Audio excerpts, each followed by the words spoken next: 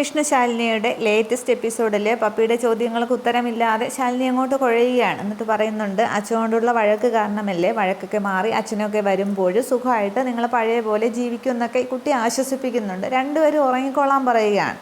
അന്നേരം സത്യം എന്താ ആലോചിക്കുന്നതെന്ന് ചോദിക്കുമ്പോൾ, ഞാൻ എൻ്റെ അച്ഛനെക്കുറിച്ച് ആലോചിക്കുകയായിരുന്നു, അച്ഛനും കൂടെ ഉണ്ടായിരുന്നെങ്കിൽ എന്ത് രസമായണത്, ഇപ്പുറത്ത് കിടത്താമായിരുന്നു അച്ഛനെ എന്നൊക്കെ പറഞ്ഞ് സ്ഥലമൊക്കെ ചൂണ്ടിക്കാണിക്കുന്നുണ്ട്. അന്നേരം സത്യയോട് പറയുന്നുണ്ട് അതൊക്കെ ഉടനെ സാധിക്കും, രണ്ടുപേരും ഉറങ്ങിക്കോളാൻ പറയുകയാണ്. അന്നേരം അമ്മ ഒരു പാട്ട് പാടുമോ, എങ്കിൽ നമ്മൾ പെട്ടെന്ന് ഉറങ്ങാമെന്ന് പറയുന്നുണ്ട്. അന്നേരം രണ്ടു പേർക്കും കൂടി ഒരു മൂളിപ്പാട്ട് പാടാമെന്ന് പറഞ്ഞ് ശാലിനി പാട്ട് പാടി കൊടുക്കുന്നുണ്ട്. രണ്ടുപേരും അങ്ങോട്ട് ഉറങ്ങുകയാണ്.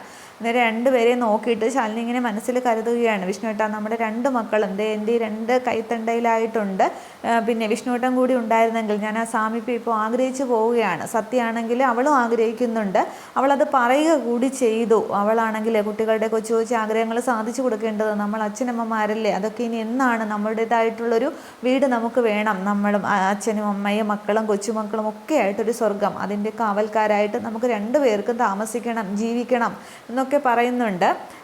തുടർന്ന് പിന്നെ ശാലിനി ശാലിനി ഇതൊക്കെ മനസ്സിലാണ് പറയുന്നത്. തുടർന്നും പറയുന്നുണ്ട്, ആഗ്രഹം ഇത്തിരി കൂടിപ്പോയി, എന്നാലും സാരമില്ല, കുന്നോളം ആഗ്രഹിച്ചാലേ കുന്നിക്കുരുവോളം കിട്ടുകയുള്ളൂ, ഞാനിത് ഒരുപാട് അങ്ങോട്ട് ആഗ്രഹിക്കുകയാണ്, ഇതൊക്കെ എന്നാണ് ഇനി സാധിക്കുക എന്നൊക്കെ പറഞ്ഞിട്ട് ശാലിനി മനസ്സിൽ ഒരുപാട് വിഷമിക്കുന്നുണ്ട്. അതിനുശേഷം രണ്ടുപേർക്കും മാറി മാറി മുത്തവും കൊടുത്തിട്ട് അവരങ്ങോട്ട് ഉറങ്ങുന്നുണ്ട്.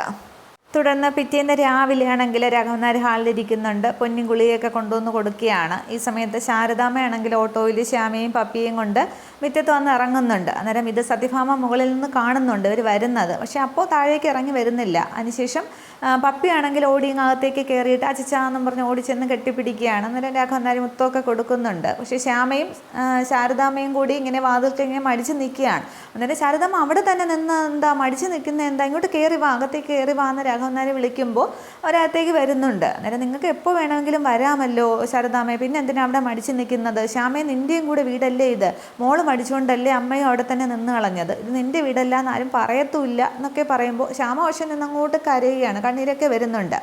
അന്നേരം പിന്നെ ശാരദാമ്മ പറയുന്നുണ്ട്, ഇവളെ ഞാൻ പറഞ്ഞ കാര്യങ്ങളൊക്കെ മനസ്സിലാക്കിയിട്ടുണ്ട്, ഇവളുടെ കാര്യം ആലോചിച്ചാണ് വിഷമം എന്നൊക്കെ പറയുന്നുണ്ട്. തുടർന്ന് ഇവിടുത്തെ കാര്യങ്ങളൊക്കെ അറിഞ്ഞു കാണുമല്ലോ എന്ന് ചോദിക്കുമ്പോൾ കുറച്ചൊക്കെ അറിഞ്ഞു എന്ന് പറയുകയാണ്. അന്നേരം ചോദിക്കുന്നതുകൊണ്ട് ഒന്നും തോന്നല്ലേ, ഇത്രയും വലിയ കടം എങ്ങനെ തീർക്കുമെന്ന് ചോദിക്കുന്നുണ്ട്. അന്നേരം ഒരെത്തും പിടിയുമില്ല, കൂട്ടിയാൽ കൂടില്ല എന്നറിയാം, എന്നാലും അതിന് വേണ്ടിയൊക്കെ ശ്രമിച്ചുകൊണ്ടിരിക്കുകയാണ് എന്നിങ്ങനെ രാഘവൻ നായർ പറയുന്നുണ്ട്. പിള്ളയും പൊന്നിയൊക്കെ അടുത്ത് തന്നെ നിൽപ്പുണ്ട്. തുടർന്ന് ശാരദാമ്മ പറയുകയാണ്, പിന്നെ കൂട്ടുന്നതിൻ്റെ കൂട്ടത്തിൽ ഒരു ചെറിയൊരു സഹായം എന്നോണം ഞാൻ നമ്മുടെ വീടിൻ്റെ ആധാരം കൊണ്ടുവന്നിട്ടുണ്ട്, കാശായിട്ട് തരാനായിട്ട് ഞങ്ങളുടെ കയ്യിലൊന്നുമില്ല, ഇത് സന്തോഷത്തോടെ വാങ്ങണം എന്ന് പറഞ്ഞ് ശാരദാമ്മ ആ കയ്യിലിരുന്ന കവർ അങ്ങോട്ട് നീട്ടുകയാണ്. മടിച്ചാണ് ശാരദാമ്മ നീട്ടുന്നത്, ഒരു പിന്നെ മടി ഉള്ളത് കൊണ്ട്, അവരെന്ത് വിചാരിക്കും എന്നുള്ളത് കൊണ്ട്. അന്നേരം രാഘവൻ നായർക്ക് അങ്ങനെ നോക്കിയിട്ട് പറയുകയാണ്, ശാരദാമ്മയെ നിങ്ങളുടെ വലിയ മനസ്സാണ്, അതുകൊണ്ടാണ് നിങ്ങൾ ഇങ്ങനെയൊക്കെ ചിന്തിക്കുന്നത് എന്ന് പറയുമ്പോൾ ഇത് സന്തോഷത്തോടെ വാങ്ങണമെന്ന് പറഞ്ഞ് ശാരദാമ്മയെ നീട്ടിക്കൊണ്ട് നിൽക്കുകയാണ്. അതിനിടയ്ക്ക് രാഘവൻ നായർ ഭാമയെ ധാരാ വന്നിരിക്കുന്നു നോക്കി വന്നേന്നൊക്കെ വിളിക്കുന്നുണ്ട്. പക്ഷേ ഈ സമയത്ത് ആധാരം ഇങ്ങനെ കൊടുക്കുന്ന സമയത്താണ് സത്യഭാമ മോളിൽ നിന്ന് പറയുന്നത്, അത്രയ്ക്ക് വിശാല മനസ്സുള്ളവരുടെ ഒന്നും അങ്ങനെയുള്ളവരെയൊന്നും ഇവിടെ ആവശ്യമില്ല, അതുകൊണ്ട് അവരുടെ സഹായവും ഇവിടെ ആർക്കും വേണ്ട എന്ന് പറഞ്ഞുകൊണ്ട് ദേഷ്യത്തോടെ താഴേക്ക് ഇറങ്ങി വരികയാണ്. തുടർന്ന് ഭാമ താഴേക്ക് വന്നിട്ട് അങ്ങോട്ട് ശാരദാമ്മയെ വഴക്ക് പറയുകയാണ്, ഇത് നിങ്ങളെന്താ ഞങ്ങളെ അങ്ങോട്ട് കൊച്ചാക്കുകയാണോ, ഇത് മനഃപൂർവ്വം അപമാനിക്കാൻ വേണ്ടി തന്നെയാണ്, നിങ്ങളുടെ ഹോട്ടലിരിക്കുന്ന ഇട്ടാവട്ടെ ഇത്തിരി പോലെ സ്ഥലത്തിൻ്റെ ആധാരവും കൊണ്ടാണോ ഞങ്ങളെ സഹായിക്കാനായിട്ട് വന്നിരിക്കുന്നത് എന്ന് പറഞ്ഞങ്ങോട്ട് വഴക്ക് പറയുകയാണ്. അന്നേരം ഞങ്ങൾ അങ്ങനെയൊന്നും ഉദ്ദേശിച്ചല്ല എന്നിങ്ങനെ പറയുന്നുണ്ട്. പക്ഷേ അത് തന്നെ ഉദ്ദേശിച്ചാണ്, ഒന്നുകിൽ വീട് വിട്ടുപോയ ഇവളെ ഇവിടത്തേക്ക് തിരിച്ചു കയറ്റണം, എന്നിട്ട് നാട്ടുകാരുടെ മുമ്പിൽ സഹായിച്ചു എന്നുള്ളൊരു പേരും വേണം, അതൊക്കെ അല്ലേ എന്ന് പറയുന്നുണ്ട്. അന്നേരം രാഘവൻ പറയുന്നുണ്ട്, ഭാമ നീ എന്തൊക്കെയാണ് പറയുന്നത് എന്നുള്ളത്. അന്നേരം രാഘവേട്ട ശുദ്ധനാണ്, ഇവരുടെ കുശാഗ്ര ബുദ്ധിയൊന്നും മനസ്സിലാവില്ല, ഇവർ ഈ ഉദ്ദേശത്തോടു കൂടി തന്നെയാണ് ഇങ്ങോട്ട് വന്നിരിക്കുന്നത് എന്നൊക്കെ വീണ്ടും പറയുന്നുണ്ട്. അങ്ങനെ നീ ചിന്തിക്കുന്നതിൻ്റെ കുഴപ്പമാണെന്നൊക്കെ രാഘവൻ നായരും പറയുന്നുണ്ട്. പക്ഷേ സത്യഭാമ വീണ്ടും ശാരദാമ്മയെ വഴക്ക് പറയുകയാണ്, ഇവളെ 1 രൂപ പോലും സ്ത്രീധനം വാങ്ങാതെയാണ് ഇങ്ങോട്ടത്തേക്ക് കെട്ടിച്ചുകൊണ്ട് വന്നത്, പക്ഷേ ഇവളാണെങ്കിലോ ഇവളെ കെട്ടിയവനും ഇവളും കൂടി ഞങ്ങളെ എങ്ങോട്ട് ചതിച്ചു കളഞ്ഞു, തോന്നുമെങ്കിൽ ഇറങ്ങിപ്പോവുക, ഇവിടെ ഒരു പാതിരാത്രി അന്വേഷിച്ച് പോകാൻ പോകുവാനും ആരും ഇല്ല. ഒന്നാമത് ഞാണിമ്മേ കളി പോലെയാണ് നമ്മുടെ ഓരോ ദിവസവും തള്ളി നീക്കുന്നത്. അതിൻ്റെ ഇടയിലാണ് ഇറങ്ങിപ്പോക്കും കാര്യങ്ങളും. ഇവളെ ഇങ്ങോട്ട് നിർത്താനാണ് കൊണ്ടുവന്നതെങ്കിൽ മര്യാദയ്ക്ക് നിൽക്കുമോ എന്ന് നിങ്ങൾ ഇവളോട് ചോദിച്ചോ, അങ്ങനെ എന്നുണ്ടെങ്കിൽ മാത്രം ഇവളെ ഇവിടെ നിർത്തിയാൽ മതി എന്നൊക്കെ ഇങ്ങനെ വഴക്ക് പറയുന്നുണ്ട്. നിങ്ങളുടെ ഉദ്ദേശം വേറെയാണ്, നിങ്ങളുടെ അതിന് വേണ്ടിയാണ് കൊണ്ടുവന്നത്, മനഃപൂർവ്വം അപമാനിക്കാൻ വേണ്ടി തന്നെയാണെന്നൊക്കെ പറയുമ്പോൾ രാഘവൻ നായർ വഴക്ക് പറയാൻ ശ്രമിക്കുന്നുണ്ട്. പക്ഷെ അതൊന്നും കേൾക്കാൻ ഭാമ തയ്യാറാകുന്നില്ല. തുടർന്ന് ശാരദാമ്മയ്ക്ക് എന്തെങ്കിലും പറയാനുണ്ടോ, ഇല്ലെങ്കിൽ പൊയ്ക്കോ എന്നിങ്ങനെ ഭാമ പറയുമ്പോൾ നീ എന്തിനാ ഇങ്ങനെ സംസാരിക്കുന്നതെന്നും പറഞ്ഞ് വീണ്ടും രാഘവൻ നായർ പറയുന്നുണ്ട്. അന്നേരം ശാരദാമ്മ പറയുന്നുണ്ട്, വേണ്ട രാഘവേട്ട, ഞാൻ ഇതൊക്കെ പ്രതീക്ഷിച്ചുകൊണ്ട് തന്നെയാണ് വന്നത്. ഇങ്ങനെ ഞാൻ ഇത് വേണ്ടിയിരുന്നില്ല എന്നെനിക്ക് തോന്നുന്നു. പക്ഷേ ഞാൻ ഒരു കാര്യം പറയാം, നിങ്ങൾക്ക് ആരുമില്ല എന്നൊരു തോന്നലൊന്നും വേണ്ട. നിങ്ങൾക്ക് ഞങ്ങളൊക്കെയുണ്ട്. പിന്നെ കുടുംബശ്രീ വീട്ടിലേക്ക് എന്ത് സഹായത്തിന് എപ്പോൾ വേണമെങ്കിലും നിങ്ങൾക്ക് വരാം. അവിടെ നിങ്ങളെ ആരും തടയത്തുമില്ല. അവിടെ നിന്ന് നിങ്ങളാരെ ഇറക്കി വിടത്തുമില്ല എന്നിങ്ങനെ പറയുന്നുണ്ട്. അന്നേരം ഭാമ ദേഷ്യത്തേക്കുന്നുണ്ട്, ഒന്നും പറയാതെ നിൽക്കുകയാണ്. അത് കേൾക്കുമ്പോൾ രാഘവൻ നായരും പിള്ളയ്ക്കും പൊന്നിക്കും ഒക്കെ അവരാകെ ഒരു സന്തോഷത്തിൽ തന്നെ ആ ഒരു ശാരദാമ്മയുടെ മനസ്സിനെ കണ്ടുകൊണ്ട് തന്നെ നിൽക്കുകയാണ്. തുടർന്ന് ഇവളെ കല്യാണം കഴിച്ച് വിട്ടത് ഇങ്ങോട്ടത്തേക്കാണ്. ഇവളിവിടെ തന്നെയാണ് നിൽക്കേണ്ടത്. രോഹിത് വരുന്നെങ്കിലും ഇങ്ങോട്ടത്തേക്കല്ലേ വരുന്നത്. അതുകൊണ്ട് ഇവളിവിടെ നിൽക്കട്ടെ എന്ന് പറഞ്ഞിട്ട് രാഘവൻ നായരോട് പോട്ടയും ചോദിക്കുന്നുണ്ട്. രാഘവൻ നായർക്ക് ഒന്നും പറയാത്തൊരവസ്ഥ. ഭാമയുടെ ദേഷ്യത്തിന് മുമ്പിൽ ഒന്നും പറഞ്ഞിട്ടും ഭാമ കേൾക്കുന്നില്ല. ശാരദാമ്മയെ അങ്ങ് വഴക്ക് പറഞ്ഞുകൊണ്ട് നിൽക്കുകയാണ്. അവരുടെ കുശാഗ്ര ബുദ്ധി അതും കൊണ്ടാണ് വന്നത് എന്നൊക്കെ ഉള്ളത് കൊണ്ട്. തുടർന്ന് അമ്മ പോട്ടേന്ന് ശ്യാമയോടും പറഞ്ഞിട്ട് ശാരദാമ്മ അവിടെ നിന്ന് ഇറങ്ങുന്നുണ്ട്. അതിനുശേഷം ശാരദാമ്മ ഓട്ടോയിൽ കയറി പോകുന്നത് ശ്യാമ ഇങ്ങനെ വാതിൽക്കൽ വിഷമത്തോടെ നോക്കി നിൽക്കുകയാണ്. അന്നേരം രാഘവൻ നായർ ചോദിക്കുന്നുണ്ട്, ഭാമേ, നീ എന്തൊക്കെയാണ് ശാരദാമ്മയോട് ഇങ്ങനെ സംസാരിച്ചത്? അവരെന്ത് വിശാല മനസ്സോടെയാണ് സംസാരിച്ചത്? നമ്മളെ സഹായിക്കാൻ വരുന്നവരോട് ഇങ്ങനെയാണോ പെരുമാറേണ്ടതെന്ന് ചോദിക്കുമ്പോൾ ഇത് അവരുടെ അടവാണ്. വിഷ്ണുവിനെ കിട്ടാനും പിന്നെ അത് ഇറങ്ങിപ്പോയ അവളെ ഇതിനകത്ത് കയറ്റാനുമുള്ള അവരുടെ തന്ത്രം മാത്രമാണ്. പിന്നെ അവർ ഇവിടത്തെ തറ ഇളക്കാൻ വേണ്ടി തന്നെയാണ് അവർ വന്നത്. വിഷ്ണുവിനെ ഇവിടെ നിന്ന് ഇളക്കി മാറ്റി അവരുടെ കുടുംബശ്രീയിലേക്ക് കൊണ്ടുപോകണം. അതെ, ഞാൻ ജീവിച്ചിരിക്കുമ്പോഴും നടക്കില്ല. എൻ്റെ മകൻ എന്നും എൻ്റെ കൂടെ വേണം. അതൊന്നും നടക്കാൻ പോകുന്നില്ല. പിന്നെ അതേ ഇവളുടെ കാര്യം, ഇനി ഓടാനും ചാടാനും ഒക്കെയാണ് ഭാവമെങ്കിൽ ഇവളെ ഇനി ഇവിടെ നിർത്തത്തുമില്ല എന്ന് പറഞ്ഞിട്ട് സത്യഭാമയാണെങ്കിൽ ദേഷ്യത്തോടെ അങ്ങ് അകത്തേക്ക് കയറി പോകുന്നുണ്ട്. അത് കേട്ട് വിഷമിച്ച് ശ്യാമ നിൽക്കുന്നുണ്ട്. എന്തുവാ ഇതൊക്കെയെന്നും പറഞ്ഞിട്ട് രാഘവൻ നായർ പറഞ്ഞിട്ടും കാര്യമില്ല എന്നുള്ള രീതിയിൽ രാഘവൻ നായർ ഇരിക്കുകയാണ്.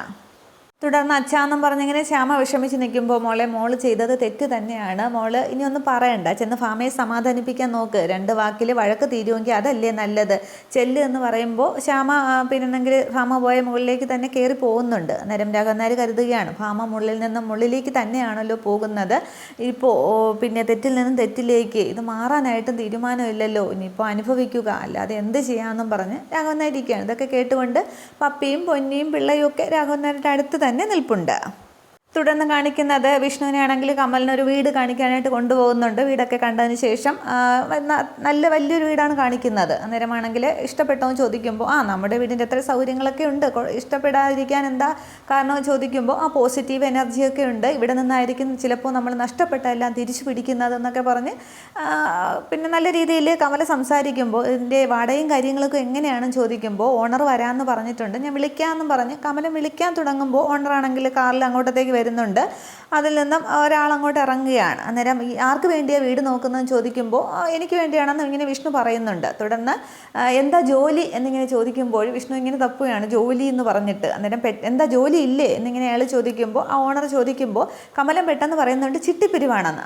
ചിട്ടിപ്പിരിവാണല്ലേ എന്ന് പറഞ്ഞിട്ട് പിന്നെ ഞാനിതൊക്കെ ചോദിക്കുന്നത് മാസം എന്ത് കിട്ടുമെന്ന് ചോദിക്കുന്നുണ്ട്. അന്നേരം തൊട്ടേ വിഷ്ണുവിന് ആകപ്പാടെ ഒരു പന്തികേട് തോന്നുന്നുണ്ട്. അന്നേരം ഞാൻ ചോദിക്കുന്നതുകൊണ്ട് ഒന്നും തോന്നരുത്, എൻ്റെ ഈ വീടിൻ്റെ വാടക നിങ്ങൾക്ക് താങ്ങാൻ പറ്റൂ എന്നറിയാൻ വേണ്ടിയിട്ടാണ്. അങ്ങനെയുള്ളവർക്ക് മാത്രമേ ഞാൻ വീട് കൊടുക്കുകയുള്ളൂ, അല്ലാത്തവർക്ക് വീട് കൊടുത്തിട്ട് കാര്യമില്ലല്ലോ. പിന്നെ ഞാൻ ഇതിന് വീടിന് വാടക ചോദിക്കുന്നത് 40,000 രൂപയാണ്. അപ്പോൾ ഒരു 5 മാസത്തെ വാടക പിന്നെ ആദ്യമേ മുൻകൂറായിട്ട് തരികയും വേണം. അതുകൊണ്ടാണ്. അപ്പോൾ ഈ ചിട്ടിക്കൊക്കെ പോണവർക്ക് എന്തായാലും 10-20,000 രൂപയല്ലേ മാസം കിട്ടത്തുള്ളൂ. അപ്പോൾ നിങ്ങൾക്ക് എന്തായാലും അത് താങ്ങാൻ പറ്റില്ല എന്നൊക്കെ ഇങ്ങനെ പറയുമ്പോൾ വിഷ്ണുവിനും കമലിനും ആകെ അങ്ങോട്ട് വിഷമം വരികയാണ്. വിഷ്ണുവിൻ്റെ ആ ഒരു സ്റ്റാൻഡിനെ പറ്റി സംസാരിക്കുമ്പോൾ വിഷ്ണുവിന് ആ സങ്കടം വരുന്നുണ്ട്. കമലിനത് മനസ്സിലാവുകയും ചെയ്യുന്നുണ്ട്. തുടർന്ന് പറയുകയാണ്, 20,000 രൂപ കിട്ടുന്ന നിങ്ങൾ എങ്ങനെയാണ് എനിക്ക് മാസം 40,000 രൂപ തരുന്നത്? അതും 5 മാസത്തെ അധികം ഞാൻ ചോദിക്കുന്ന ഡെപ്പോസിറ്റ് 2 ലക്ഷം രൂപയുമുണ്ട്. അത് നിങ്ങൾ എത്ര നാൾ ജോലി ചെയ്താലാണ് തരാൻ പറ്റുക എന്നൊക്കെ പറയുമ്പോൾ വിഷ്ണുവിന് മനസ്സിലാവുകയാണ് കിട്ടില്ല എന്നുള്ളത്, ശരിയാവില്ല എന്നുള്ളത്. അന്നേരം വിഷ്ണു കമലിനോട് പറയുകയാണ്, എങ്കിൽ പിന്നെ പോകാം എന്ന് പറയുകയാണ്. അന്നേരം നിങ്ങൾ വിഷമിപ്പിക്കാൻ വേണ്ടിയല്ല പറഞ്ഞത്, കാര്യങ്ങൾ പറഞ്ഞതാണെന്ന് ഈ ഓണർ പറയുന്നുണ്ട്. അന്നേരം പോകാമെന്നും പറഞ്ഞ് ഇവർ ഇറങ്ങാനായിട്ട് തുടങ്ങുമ്പോഴാണ് ശാലിനിയുടെ വണ്ടി വരുന്നത്. തുടർന്ന് ശാലിനി ഇങ്ങനെ കാറിൽ നിന്ന് ഇറങ്ങുന്നുണ്ട്, വിഷ്ണു അടുത്തേക്ക് ചെല്ലുന്നുണ്ട്, അവരങ്ങോട്ട് എന്തൊക്കെ സംസാരിക്കുന്നുണ്ട്. ഈ സമയത്ത് ഈ ഓണർ കമലിനോട് ചോദിക്കുന്നുണ്ട്, അത് ജില്ലാ കളക്ടർ ശാലിനി വിഷ്ണു അല്ലേ എന്ന്, അവരെന്താ ഇവിടെ എന്ന് ചോദിക്കുമ്പോൾ പിന്നെ നെയിം ബോർഡ് നിങ്ങൾ കണ്ടില്ലേ എന്ന് കമലിനങ്ങോട്ട് ആളാവുകയാണ്. അന്നേരം അവരെന്താ ഇവിടെ എന്ന് ചോദിക്കുമ്പോൾ അത് വിഷ്ണു ആശാൻ്റെ ഭാര്യയല്ലേ കളക്ടർ എന്ന് പറയുകയാണ്. അന്നേരം അതെന്തുകൊണ്ട് പിന്നെ ഭാര്യ കളക്ടറാണെന്ന് എന്തുകൊണ്ട് നീ നേരത്തെ പറഞ്ഞില്ല എന്ന് ചോദിക്കുകയാണ്. അന്നേരം നിങ്ങൾ ചോദിച്ചില്ലല്ലോ വിഷ്ണു ആശാൻ്റെ ഭാര്യയ്ക്ക് ജോലിയുണ്ടോ ഇല്ല എന്ന്, അതുകൊണ്ടാണ് പറയാതിരുന്നത് എന്നിങ്ങനെ പറയുമ്പോൾ ഞാൻ നേരത്തെ പറഞ്ഞതെല്ലാം അങ്ങ് മറന്നേക്കണേ, 1-2 ആവശ്യങ്ങൾക്ക് എനിക്ക് കളക്ടറെ കാണാനുണ്ടായിരുന്നു, കളക്ടർ ആർക്കാണ് വീട് നോക്കുന്നത്, എന്നോട് എന്താ പറയാതിരുന്നത് എന്നിങ്ങനെ ചോദിക്കുമ്പോൾ അപ്പോൾ എന്നെ ഒന്ന് പരിചയപ്പെടുത്തണേ എന്നൊക്കെ പറയുകയാണ്. അന്നേരം കമലം കൂടുതൽ വെയിറ്റ് ഇട്ടിട്ട് അപ്പോൾ വീടിൻ്റെ കാര്യം അതെല്ലാം ഓക്കെ എന്നിങ്ങനെ പറയുന്നുണ്ട്. ഈ സമയത്ത് അനുപല്ലവിയൊക്കെ വന്നിട്ടുണ്ട്. തുടർന്നാണെങ്കിൽ ശാലിനി ഈ അയാളുടെ ചെല്ലുമ്പോൾ നമസ്കാരം മാഡം, ഇതാണ് ഓണർ എന്നിങ്ങനെ കമലം പറയുമ്പോൾ ഞാൻ ശ്രീധരൻ ഇതുപോലുള്ള 2-3 വീടൊക്കെ വാടകയ്ക്ക് കൊടുത്ത് ജീവിക്കുന്ന ആളാണെന്ന് പറയുന്നുണ്ട്. അന്നേരം മാഡത്തിനാണ് വീട് നോക്കുന്നതെന്ന് എന്നോട് പറഞ്ഞില്ല, വീടൊക്കെ ഇഷ്ടപ്പെട്ടോ, ഒന്നുമില്ലെങ്കിൽ ഒരു കളക്ടറാണ് എൻ്റെ വീട് താമസിക്കുന്നതെന്ന് പറയാമല്ലോ എന്നിങ്ങനെ ഗമയിലൊക്കെ പറഞ്ഞുകൊണ്ട് നിൽക്കുമ്പോൾ വിഷ്ണു പക്ഷേ ശാലിനിയുടെ വണ്ടിയുടെ അടുത്ത് തന്നെ നിൽക്കുകയാണ്. പക്ഷേ ഇയാളുടെ ഈ സംസാരം കേൾക്കുമ്പോൾ വിഷ്ണു ഇങ്ങനെ ആകെ എന്തോ ഒരു ദേഷ്യം വന്ന പോലെ വിഷ്ണു ഇങ്ങനെ നോക്കിക്കൊണ്ട് നിൽക്കുന്ന ആ ഒരു സീനാണ് കാണിക്കുന്നത്. അപ്പോൾ പ്രൊമോയിൽ പക്ഷേ ഇത്രയും എപ്പിസോഡ് കാണിക്കുന്നുള്ളൂ. പക്ഷേ അടുത്ത പ്രൊമോയിൽ വന്നിരിക്കുന്നത് ശാലിനി വിഷ്ണുവോട് പറയുന്നുണ്ട്, കളക്ടറുടെ ശമ്പളം കൊണ്ട് വാടകയ്ക്ക് കൊടുക്കുന്ന വീട്ടിൽ എൻ്റെ കുടുംബത്തെ താമസിപ്പിക്കാൻ ഉദ്ദേശിക്കുന്നില്ല. പക്ഷേ അത് എന്ത് രീതിക്കാണ് പറഞ്ഞതെന്ന് മനസ്സിലാകുന്നില്ല. അപ്പോൾ ഇനി വാടക കുറച്ച് പറയാൻ വേണ്ടിയിട്ടാണോ അതോ ശാലിനി പറയുന്നത് കൊണ്ട് ഇത് വേണ്ടാന്ന് പറയുമോ എന്നൊക്കെ നമുക്ക് അടുത്ത പ്രൊമോ വരുമ്പോഴത്തേക്ക് നോക്കാം. വീഡിയോ ഇഷ്ടപ്പെടുകയാണെങ്കിൽ ലൈക്ക് ചെയ്ത് സപ്പോർട്ട് ചെയ്യാം. Okay, thank you.